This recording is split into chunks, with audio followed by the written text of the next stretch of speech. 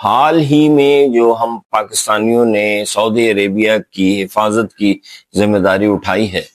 تو اس کے حوالے سے ہمیں دو باتیں بہت کلیئرلی سمجھ لینی چاہیے، اور دونوں کا تعلق رسول اللہ صلی اللہ علیہ وسلم کی زندگی سے ہے۔ رسول اللہ صلی اللہ علیہ وسلم کے پاس جب مدینہ کا وفد پہلی دفعہ آیا تھا تو رسول اللہ صلی اللہ علیہ وسلم نے ان سے فرمایا تھا کہ میری حفاظت کی ذمہ داری تمہارے اوپر ہے۔ تو اس وقت جو مدینہ کا وفد تھا اس میں سے ایک انصاری کھڑے ہوئے تھے اور انہوں نے کہا تھا کہ رک جاؤ مدینے والوں، سوچ لو کہ جو تم یہ ذمہ داری اٹھانے لگے ہو اللہ کے نبی کی حفاظت کی، تو اس کا مطلب یہ ہے کہ پورے عرب کے ساتھ تمہیں جنگ کرنی پڑ سکتی ہے، کیونکہ پورا عرب ان کا دشمن ہے۔ تو اس وقت پھر انصار نے سوچ کے فیصلہ کیا تھا کہ ہاں وہ رسول اللہ صلی اللہ علیہ وسلم کی حفاظت کریں گے۔ اس وقت ہماری بھی کیفیت یہی ہے، یہ جو ہم نے فیصلہ کیا ہے کر تو لیا ہے، لیکن ذرا سا آپ اس پہ غور کیجئے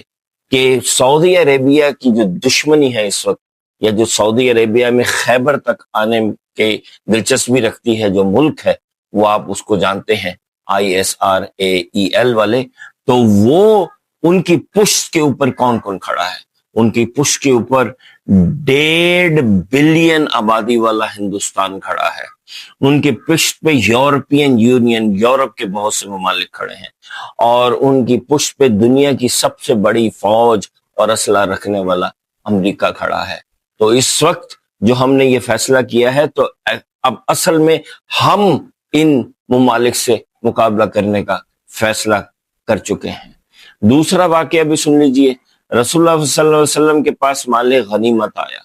اور انہوں نے اس مال غنیمت کو لوگوں میں تقسیم کر دیا۔ مدینے والوں کے پاس کچھ نہ آیا، جس سے ان کے دل میں ایک خلش پیدا ہوئی۔ تو رسول اللہ صلی اللہ علیہ وسلم نے اس وقت ایک بڑی تاریخی بات بولی۔ انہوں نے کہا کہ کیا تمہیں یہ اچھا نہیں لگتا کہ اللہ کے نبی دنیا کی چیزیں تو لوگوں میں بانٹتے ہیں اور وہ خود تمہارے ساتھ مدینہ چلے جائیں، تمہارے حصے میں مدینہ آئے، اور تمہارے حصے میں اللہ کے نبی آئے مدینہ والوں کے حصے میں۔ تو اس وقت جو مدینہ کے لوگ تھے انہوں نے کہا کہ واللہ ہمیں اللہ کے نبی سے زیادہ اور کچھ نہیں چاہیے۔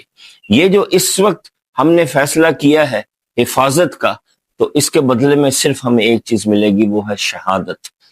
حفاظت اور شہادت۔ ہمیں اس کے علاوہ اربوں کی دولت میں سے کچھ نہیں ملنا، یقین جانیے وہ پھر بھی سارا امریکہ میں، کینیڈا میں، سوئٹزرلینڈ میں ہی انویسٹ ہوگا،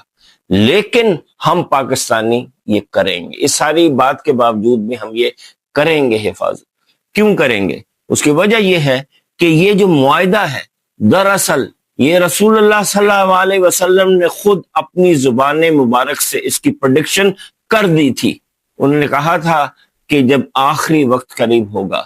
تو جو حفاظت کے لیے، مسلمانوں کے لیے کھڑا ہونے کے لیے مجھے ایک ہوا آ رہی ہے ٹھنڈی، یعنی کہ جو مجھے اندازہ ہے، یعنی جو مجھے پتا ہے کہ کون لوگ حفاظت کے لیے آئیں گے، تو وہ مجھے ادھر سے آ رہے ہیں، اور انہوں نے ہمارے اس پاکستان کی طرف اشارہ کیا تھا، اور اسی کو بیس بنا کے پھر علامہ اقبال نے وہ مشہور مصرع بولا تھا کہ میرے عرب کو آئی ٹھنڈی ہوا جہاں سے، میرا وطن وہی ہے، میرا وطن وہی ہے۔